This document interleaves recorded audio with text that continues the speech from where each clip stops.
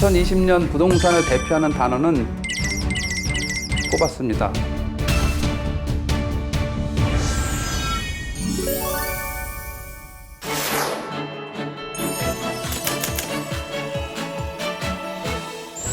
(2020년) 부동산을 대표하는 단어는 전세시장 불안을 꼽았습니다. 지금 매매 가격 상승에 따른 전세가율 조정 문제가 있어요. 매매 가격이 올라가니까 전세 가격도 연동해서 좀 올라갈 수 있는 여지가 시장에 좀 나타난다고 할 수가 있고, 그리고 보유세 인상에 따른 부담을 이 전월세 가격 인상으로 주택 보유자들이 대응을 할 수 있는 또 여지도 있다고 볼 수가 있습니다. 그리고 아울러서 매매 가격이 단기간 내 급등한 데 따른 그런 부담으로 인해서 집을 사지 못하고 청약 시장을 통해서 반전하려는 시도가 나타날 수 있는데, 이럴 경우 이제 전세에 안 줘야 되는 문제가 생긴다. 그리고 대출 규제가 강화돼 있습니다. 지금 9억 초과는 대출 상한선이 좀 줄고 15억 초과 아파트는 아예 금지됐기 때문에 이들이 또 전세에 또 안주할 수 있는 이런 여건, 여기에 이제 재건축 재개발 수요까지 나타나게 되면 전체적으로 전세 수급 불안이 조금 더 가중될 우려가 있기 때문에 전세 시장이 올해에 화두가 될 것으로 예상됩니다.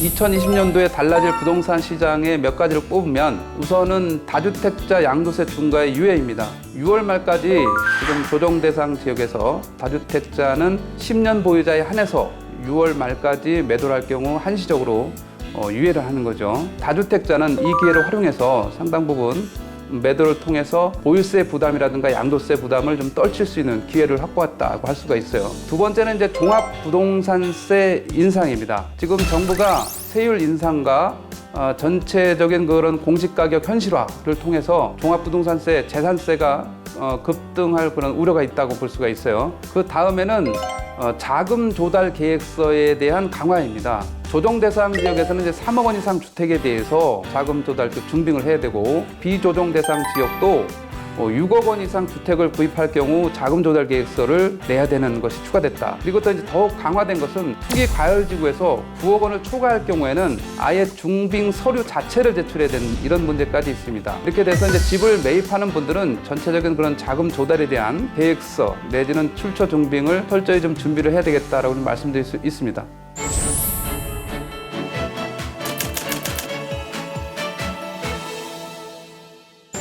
우선 다주택자 같은 경우에는 6월 1일 현재의 그 주택 보유자가 그 해에 보유세 납세 의무자가 되기 때문에 가급적이면 5월 말까지 팔아서 그 해에, 그러니까 올해의 그 세금을 내지 않는 이런 전략도 충분히 검토가 가능한 상황이라고 할 수 있습니다. 두 번째로 이제 말씀드릴 건 종합부동산세 강화에 따른 방법인데, 우선은 이제 종합부동산세는 1주택자로 줄어들게 되면 당연히 6억에서 구간이 9억 초과로다가 단계가 높아집니다. 그 다음에 그 조정 대상 지역이 아닌 지역에 주택을 보유하거나 아니면 이제 2018년 9월 13일 이전에 취득한 주택 같은 경우에는 조정 대상 지역이라도 임대주택사업 등록을 할 수 있기 때문에 임대사업 등록을 통한 그런 그 종합부동산세 배제를 받고, 나머지 1주택에 대해서도 또 종부세의 그런 그 구간을 9억부터 적용받는 이런 전략도 구사할 수 있어서, 나름대로는 이 종합부동산세에 대한 대응을 좀 면밀히 검토해야 되지 않겠나 생각이 듭니다. 그리고 마지막으로 자금 조달 계획서에 대한 문제인데, 우선 자금을 전체적으로 대출을 포함해서 본인의 자금을 철저하게 근거를 제시할 수 있는 준비를 해야 됩니다. 그렇지 않을 경우 이게 세무조사까지 연결돼서 상당히 또 어려운 그런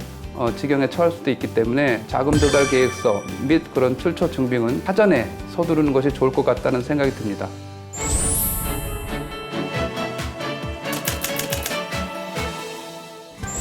부동산 시장에서의 하나의 변수는 이제 공급 부족 문제가 있습니다. 특히 이제 서울은 올해를 마지막으로 내년도에는 올해보다 아파트 입주물량이 절반으로 줄고요.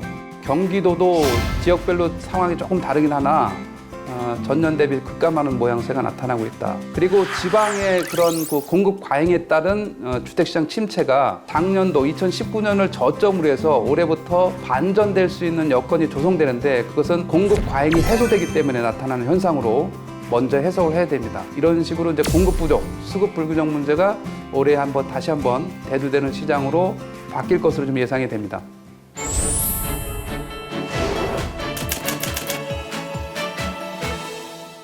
우선 조정 대상 지역에서 다주택자 양도세 중과가 한시적으로 유예됐기 때문에 종합부동산세 금액을 좀 계산해 보고 일정 부분 주택을 매도하는 것도 필요한 전략이다라는 안내도 좀 충분히 해볼 필요가 있다고 판단이 들고요. 종합부동산세를 어떻게 하면 줄일 수 있는 것인지에 대한 여러 가지 다각도의 상담도 필요할 것으로 예상이 들고요. 자금 조달 계획서 같은 이런 서류 증빙도 훨씬 더 까다로워졌다고 할 수가 있습니다. 그건 조정 대상 지역뿐만 아니라 이제 비조정 대상 지역도 6억 원 이상 주택에 대해서는 이런 서류를 내야 되는, 출처 증빙을 해야 되는 또 문제가 생기기 때문에 그에 따른 여러 가지 자금 조달에 대한 내용들을 충분히 인지하고 사전에 준비하는 이런 것들에 대한 것을 우리 직원들도 고객들에게 충분히 얘기하면서 상담을 하면 효과가 있을 것으로 보여집니다.